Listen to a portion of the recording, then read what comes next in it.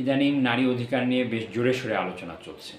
কিন্তু একটা প্রশ্ন সবসময় আমার মাথায় আসে, সেটা হলো যে নারী কিছুদিন আগেও বাবার বাড়িতে সম্পদ বন্টন নিয়ে হোক বা বিভিন্ন বিষয়ে বঞ্চিত হয়েছে, সেই নারী যখন কিছুদিন পরে তার মেয়ের সম্পদ বন্টন বিষয়ে অথবা অন্য কোনো বিষয়ে যখন তার ভূমিকা রাখার সময় আসে, তখন কেন সে তার স্বামীকে বোঝায় না বা ছেলেদেরকে ভয় পায়? অথচ তার তো উচিত ছিল, সে যেহেতু ভুক্তভোগী এবং সে যেহেতু বিষয়টা বেশি জানে এবং বেশি অনুভব করে, তার এক্ষেত্রে সুযোগ ছিল শক্ত ভূমিকা রাখার, কিন্তু সে কেন এই ভূমিকা রাখছে না? তাছাড়া সেদিন অনলাইন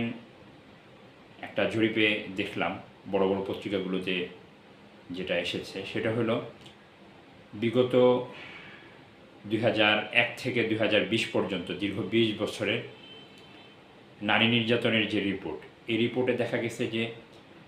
বিভিন্ন গৃহকর্মী মেয়ে যারা নির্যাতিত হয়েছে বিভিন্ন বাসাবাড়িতে, এই ধরনের গৃহকর্মীরা নির্যাতনের শিকার হয়েছে মহিলাদের দ্বারা শতকরা 72%, আর পুরুষের দ্বারা নির্যাতিত হয়েছে 13%-এর কিছু বেশি, আর বাকি অন্যদের দ্বারা বা বিভিন্ন প্রাতিষ্ঠানিকভাবে বা অন্যভাবে। তো এর থেকে বোঝা যায় যে নারীদের দ্বারাই নারীরা বেশি নির্যাতিত হচ্ছে। তো এই জন্য আমাদের উচিত, বিশেষ করে আমাদের মা বোনদের উচিত এ ব্যাপারে সচেতন হওয়া এবং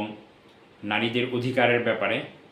সচেতনতার পাশাপাশি ইসলামের যে পন্থা এবং ইসলাম যে অধিকারগুলো দিয়েছে নারীদের জন্য বরাদ্দ রেখেছে,